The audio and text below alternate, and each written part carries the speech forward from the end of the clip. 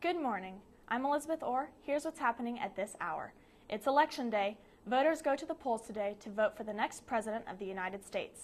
Top candidates are President Barack Obama and Governor Mitt Romney. But the winner may not be known until well into December. Recount procedures in several states could cause weeks of delay in the results. Some of these states are Ohio, Florida, and Colorado. But voters will still line up at polls today to cast their ballot. Polls will close tonight around 7 p.m. Eastern Time. Citizens displaced by Hurricane Sandy will have a chance to vote. New York and New Jersey both said that they will allow voters uprooted by the hurricane to cast provisional ballots.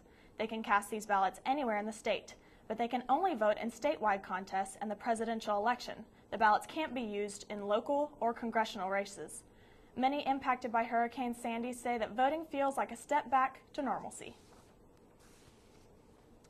Voter turnout is expected to be lower than hoped in Texas today. Local turnout could hit between 60 and 65%, but it's not likely to reach record levels set in 2008. The number of early ballots is already low. 150,000 fewer Texans voted early this year, but the election administrator for Tarrant County is not concerned. He thinks most voters are waiting until today to cast their ballot. Weather is one factor that won't get in the way of these voters. The forecast calls for sunny skies and temperatures around 70 degrees.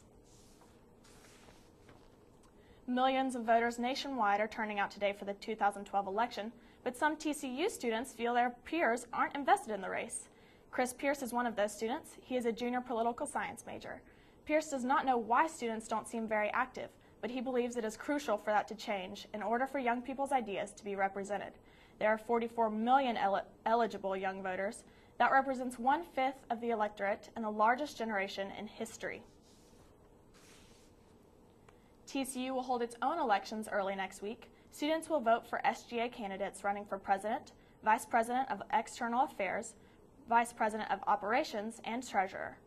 The candidates running in the election will only be in office for the spring semester. SGA passed a legislation last November to move the terms from a calendar year to an academic year.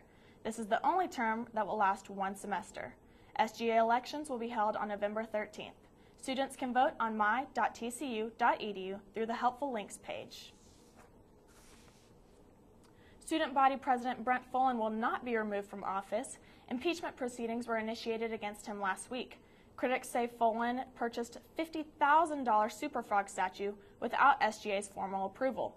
The SGA Judicial Board says the impeachment petition is unfounded, and Follen is cleared of all allegations that he misused student funds.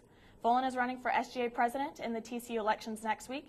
He says he looks forward to getting back to the business of serving the TCU student body. That's what's happening in the world today. Thank you for joining me. I'm Elizabeth Orr, and I'll see you tomorrow.